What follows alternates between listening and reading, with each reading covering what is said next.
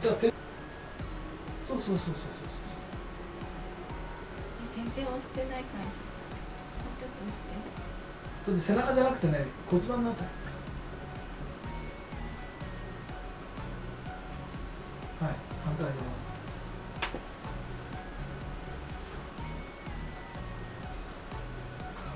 悩んでるけど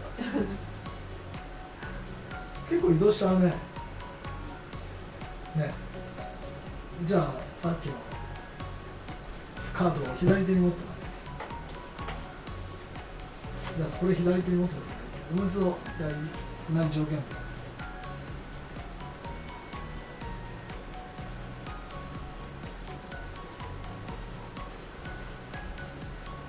背中じゃなくて腰のあたり。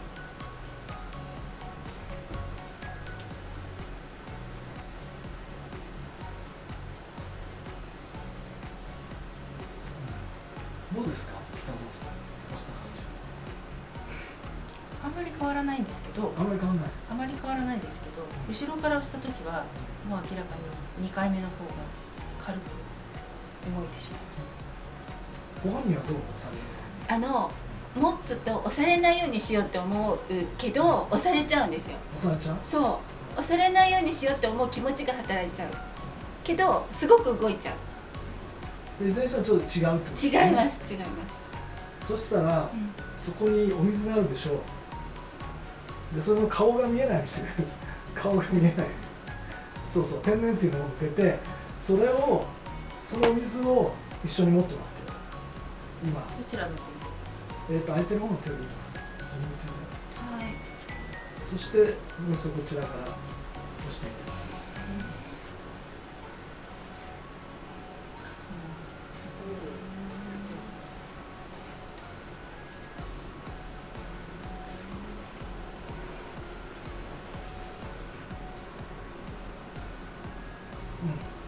で今どうですか？動かないです。動かない。はい。ご自身として力入れなくても動かない。じゃあ手に持ってるプレートの字が書いてあるこっちに見せてもらえますか？これは文字だけなんですよ。こういうふうに書いてあります。文字だけです。何にも波動入れてないです。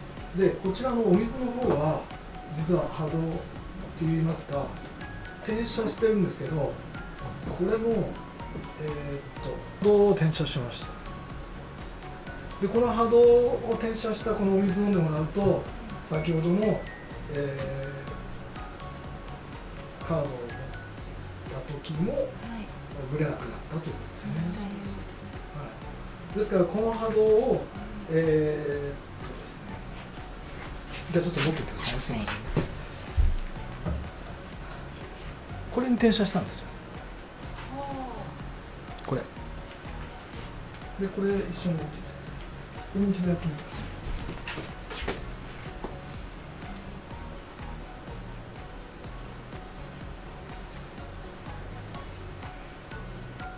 腰のあたり。